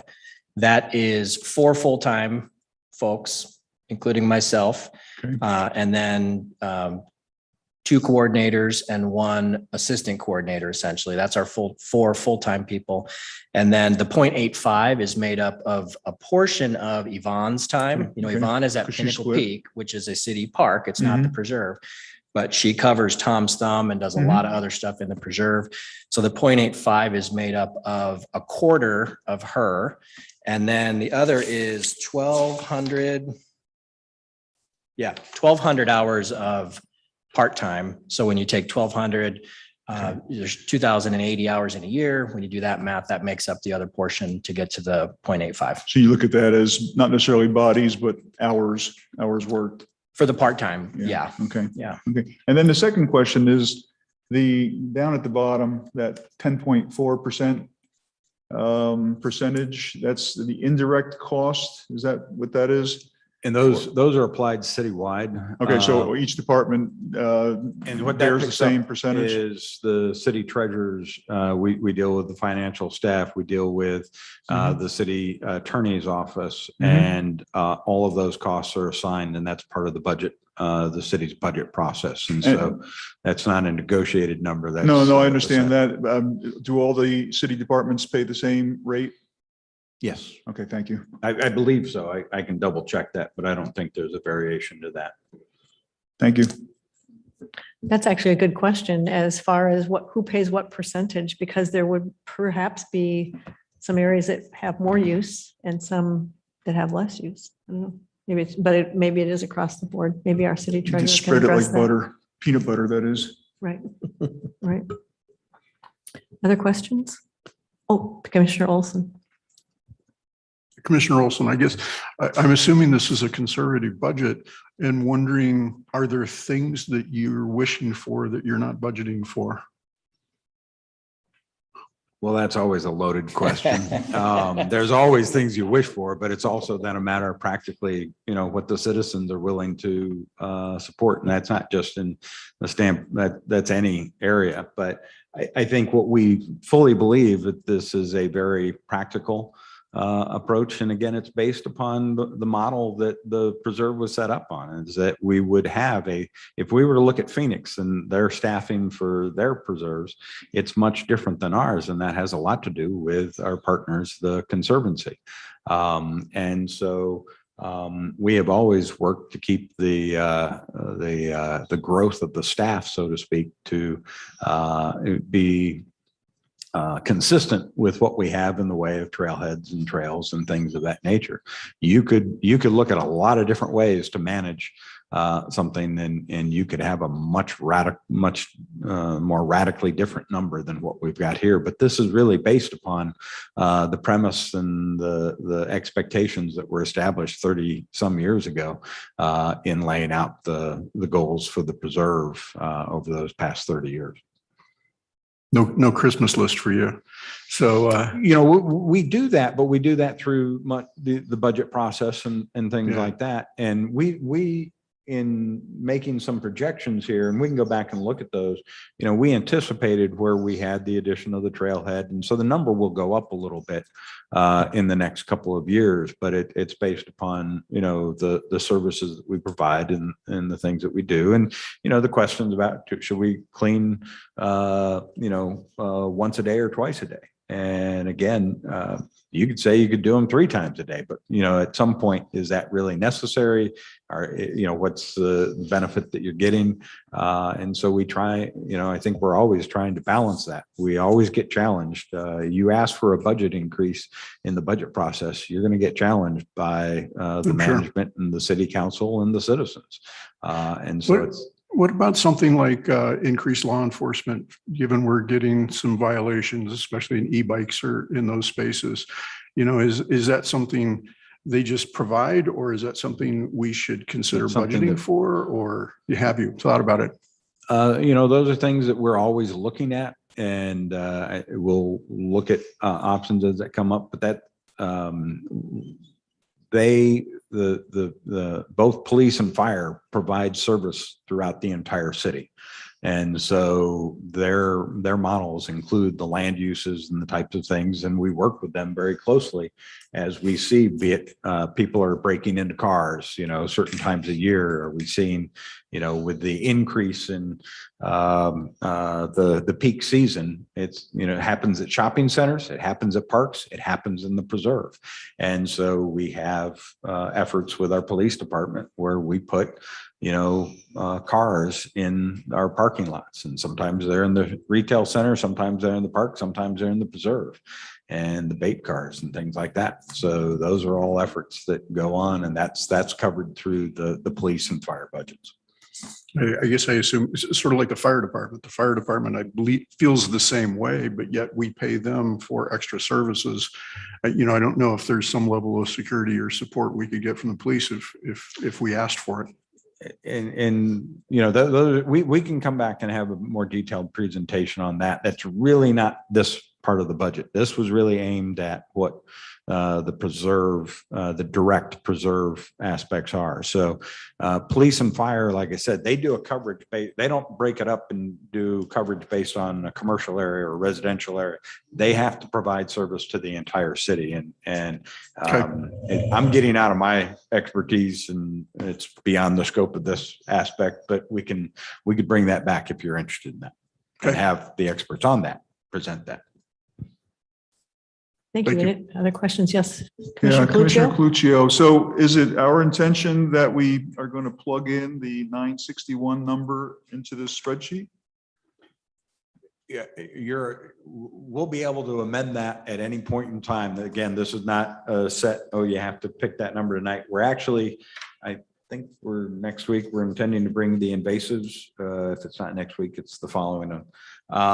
And we are going to have a recommendation for an additional position that will add to this as well, to keep track of both wildland fire issues, invasive issues, and restoration projects. As we were going through those, we kind of realized that there was another need. So we'll bring that back. And again, whether you want to go with an absolute, we put 900 in, we could put it at 900 to $1 million and have a range for you for a while and then narrow it down later. And as you look at priorities and any number of things, make adjustments. So really want this to be flexible and fluid, because ultimately you're going to be making a recommendation to the council based on it. And we want you to be comfortable with that. Certainly, we're here to support you with the details and as much facts behind it as possible. But yeah, if you have a desire for it to say 961, we can do that, or we can keep it flexible. We're open to that. As long as we're in the general range, I think yeah, I would encourage you not to try and be too perfect or Mhm. precise right now. And that we, keep working our way through all this and then step back and look at it all and see what it adds up to and go, gee, does that seem reasonable or not? So this question, I mean, the 961, has that been adjusted for the addition of Pima Dynamite?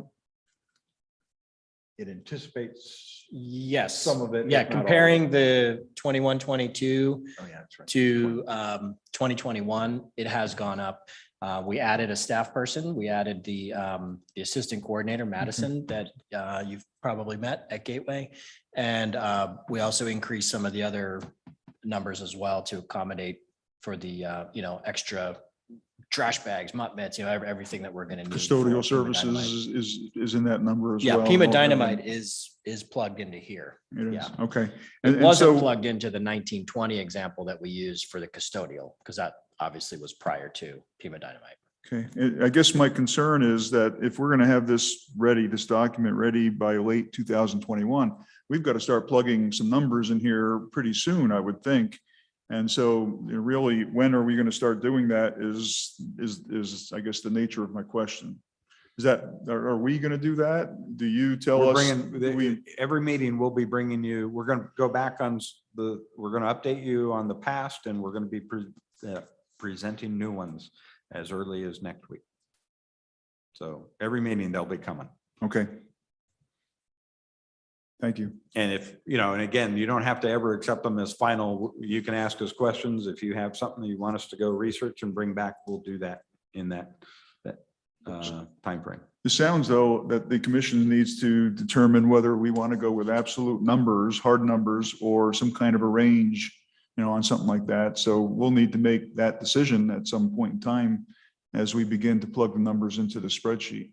And we can put them in any number of formats. The real decision is once we get to the council, the recommendation to the council. So Right. we can be very flexible right now. Okay. Thank you. That's a good question. Good point, Steve. Thank you. Going back to what Commissioner Olson brought up, which was comparing budget versus actuals just for 2020. How much work is it to show us what we budgeted for 2020 and what our actual expenditures were? Is that doable?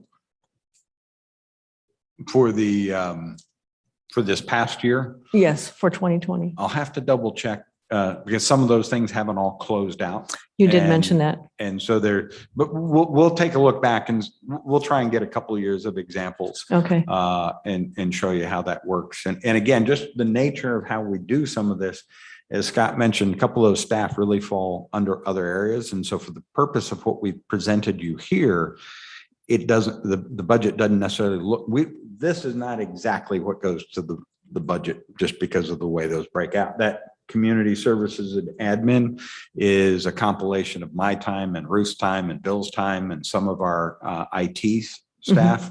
And so again, they fall under a number of areas, but so those are going to be all very consistent in that it'll really be in some of these other areas that we make certain assumptions and year over year, some go up, some go down, but we'll get something.